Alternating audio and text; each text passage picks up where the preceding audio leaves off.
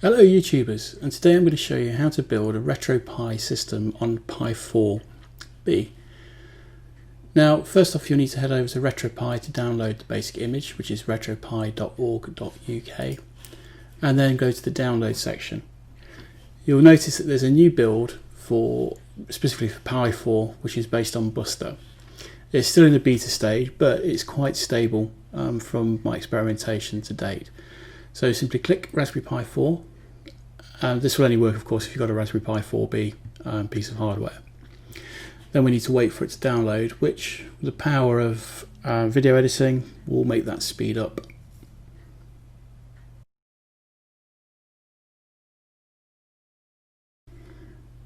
Okay, we now have the RetroPie Buster 4.6 Raspberry Pi 4 image downloaded. I'm just going to click to show here it is.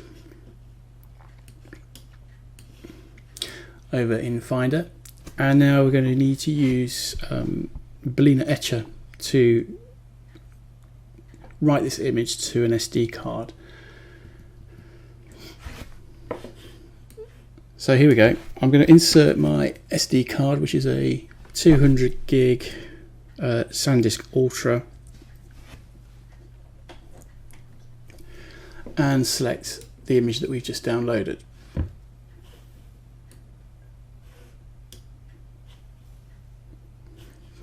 Like so, and click open. Select the target drive, which I'm now looking for the 200 gig SD card that I've inserted.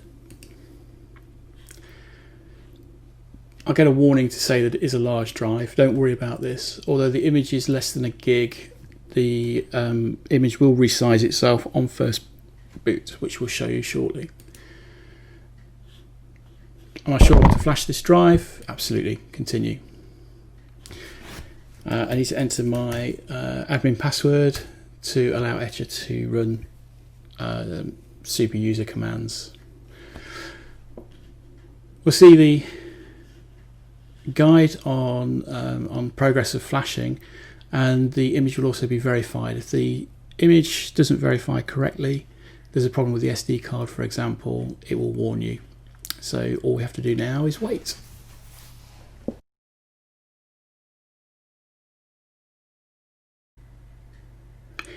And there we have it. The card has been flashed successfully, but it does automatically eject the card from your system. So I'm just going to physically unplug it and plug it back in again, as we need to make a couple of adjustments before we fire it up for the first time. Now, you're going to be looking for a partition or disk called boot. You won't necessarily see RetroPie. That's only if you've got extensions for EXTFS on your operating system. I'm using a program from Paragon. I think that cost me around £20, give or take. It's not needed, so it's nothing to worry about. You only need access to the boot partition, which is in a FAT format. So, first up, we need to enable SSH. So we're going to CD to the boot drive. So I'm just going to cheat and simply drag and drop here, or you can just put in /volumes/boot. And then if I issue the ls-al command, you can see here that we've got a number of configuration files that we see here with overlays, licensing, and startup scripts, etc. Now, in order to enable SSH, secure shell, we just simply type in touch SSH.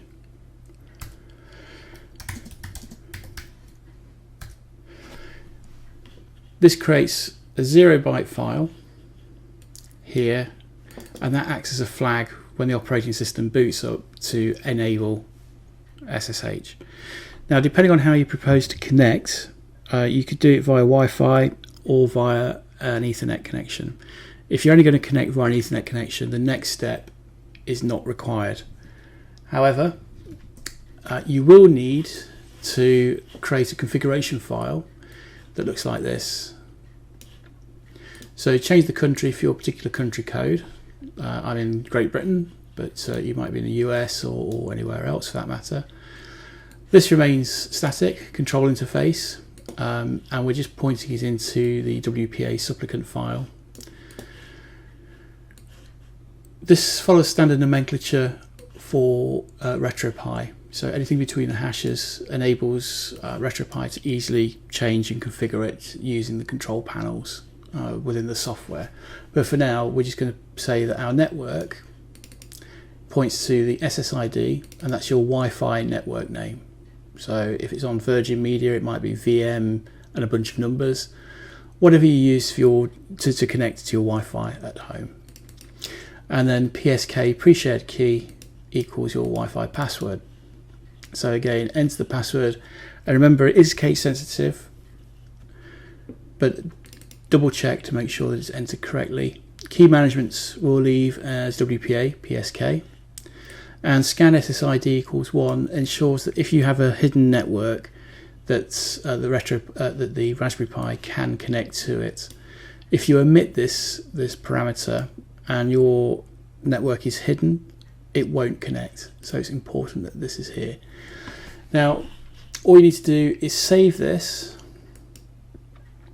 as a text file to the boot drive, and we're going to call that WPA, all lowercase, supplicants.conf for configuration. And we're going to store that as Unix line feed, Unicode UTF-8. Click Save. Now, of course, I'm going to put in my my correct details for my network. And finally, we eject the card and then we boot it up. When booting from the SD card for the first time, you'll see the resized root file system. This is normal. It may take a few seconds, and then the Pi will reboot itself. You'll notice the 4 Raspberry symbols in the top left hand corner. That signifies 4 cores on the Pi itself. The Linux portion will start booting up, hence the messages, and then you'll get the RetroPie logo. I mean, how easy was that? The next bit is a little bit tricky, especially if you're connecting via Wi-Fi for the first time, so you have to pay very close attention, as you'll see an IP address which I'll indicate here in the red circle. So in my case it's 192.168.0.93.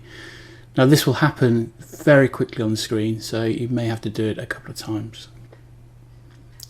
The Pi will finally boot. You will see a blank screen for a few seconds. I'm just going to speed that up, but this usually happens for the first time after it's configured itself.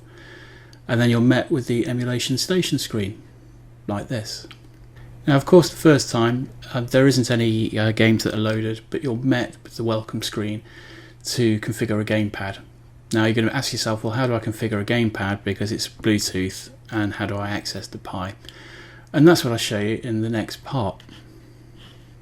Okay, using a terminal session, I'm going to SSH into the Pi, so SSH Pi at 192.168.0.93. However, the IP address will probably be different on your system depending on your network and how many devices you have connected. So watch out for that message. For the first time, it'll ask me to confirm the authenticity of the host, and I'm going to say yes because I trust it at this point in time. And then the password is default all lowercase Raspberry. And here you can see that we're logged in for the first time. We get a message to say that there's a security risk because we're using the default password. You can change it, but for the purpose of these demonstrations, I'm just going to leave the default. We can see that the partition is 181 gigs and only 2.3 gigs has been used with the operating system.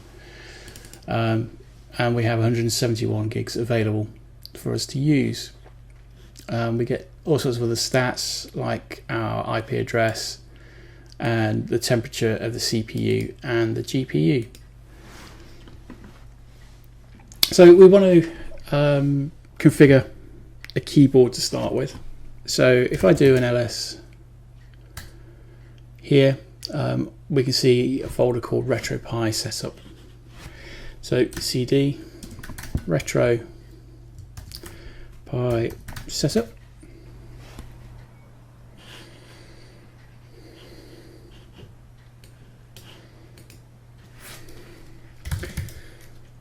in the RetroPie setup folder or directory, we have a script called RetroPie setup.sh. So we need to issue the sudo command superuser do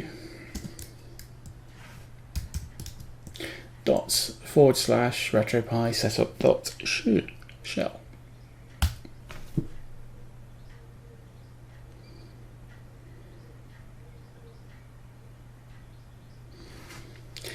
The first time you run this, it will take a short while and you'll get a copyright notice message to say that there's no games included with the RetroPie, and if you've been sold the software, let the project team know, because it is provided as freeware. So I'm going to hit return and OK, and I'm going to move down with my cursor key to configuration and tools. So the first thing is we want to enable a Bluetooth keyboard. So we're going to go to 804 Bluetooth, configure Bluetooth devices, and then register and connect a Bluetooth device. So I'm going to switch on my Bluetooth keyboard.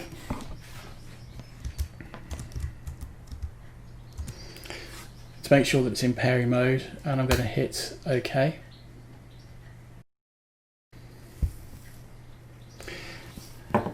Eventually you'll come up with a list of Bluetooth Mac IDs, and the one that we're looking for here is Bluetooth 3 keyboard. I know that because that's my particular device. Hit OK, and we're going to use option 1, display yes no, and I found that that works for most keyboards that I've tested. Hit OK.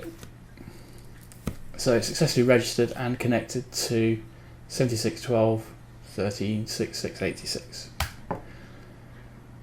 Okay, so we've got a keyboard connected. So if I hit F4, like so, you can now see that I'm talking to the actual Raspberry Pi directly. So if I issue the ls-al command,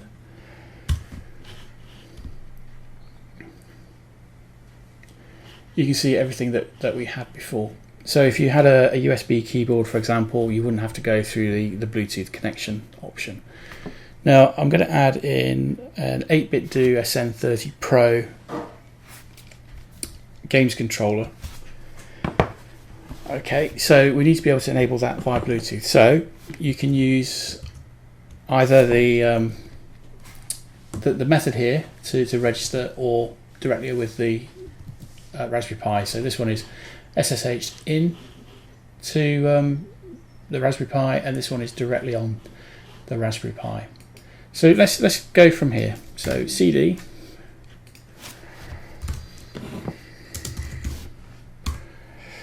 RetroPie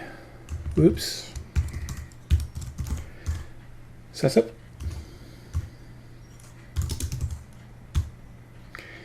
and sudo /RetroPie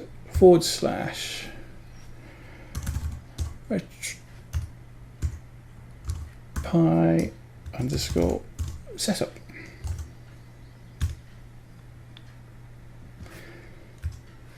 Might help if I add the .sh at the end. So here we go. Here's the screen directly on the Raspberry Pi, and that you'll see on your TV or your monitor. So again, we're going to configuration and tools, going to Bluetooth. I'm going to register and connect to a Bluetooth device. So I'm going to put my SN30 Plus Pro into X input mode for Windows. So I'm going to press the Start button and X key simultaneously, and then you should see two LEDs flashing, and I'm going to then put into sync mode. So register and connect.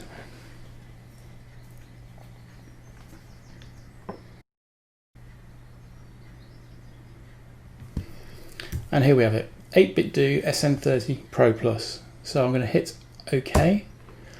And again, security mode, option 1, display yes or no. And we've got it successfully registered.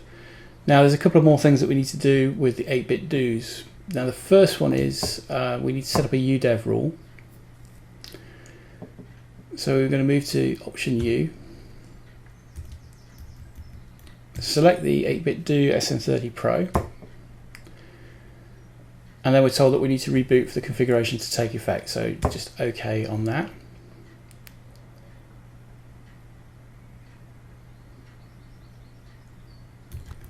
And then finally, configure Bluetooth connect mode.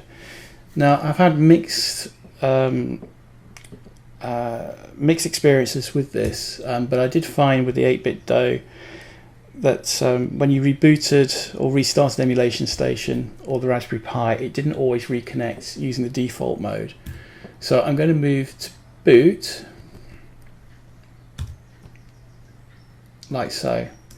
Now, you'll see an option here for mapping hack on or off. We need to leave that option off for the new firmware. So the firmware I'm running on my controller is 4.01. So we don't need to change that. I can now click cancel. I can now go back, click OK, and then exit, like so. Now I've made a couple of changes. So I can simply go sudo reboot now. And this will safely shut down the Raspberry Pi, and those changes should take effect now on next boot.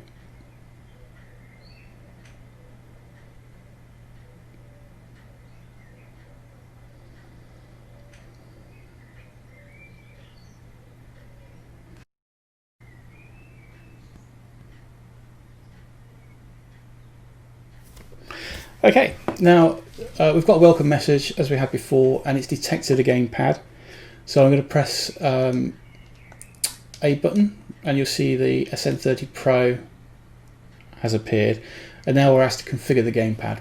So we're going to press D-pad up, down, left, right, start, select, A, B, X, Y, left shoulder, left trigger, right trigger. Now on the left thumb and right thumb, it's actually the analog sticks, but you've got to press down. They come up as button 8 and button 9. And then analog, the analog sticks, so up, down, left, right, and the right analog sticks, up, down, left, right. The hotkey should always be select. That's the general default. You might run into some issues if you choose something else. So I'm going to enable the select button, and now I just press the A to complete the configuration, and here we go. RetroPie is now up and running, but of course there are no games currently. But using the controller, we can see all the different configuration options, which we all need to go into at some point. So we can run RetroPie setup, install experimental packages, which I'll go into another tutorial. File manager, themes is another good one. So you can change the look and feel of your retro gaming outfit.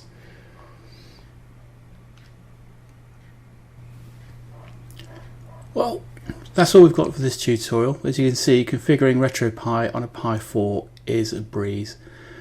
So hopefully it's not going to deter you, or it's going to encourage you to create your own projects. I'll catch up with you with future tutorials on configuring the Pi with all the different options and different gaming systems. If you like this channel, click subscribe, hit like, it does make a difference. And I'll see you in the next episode.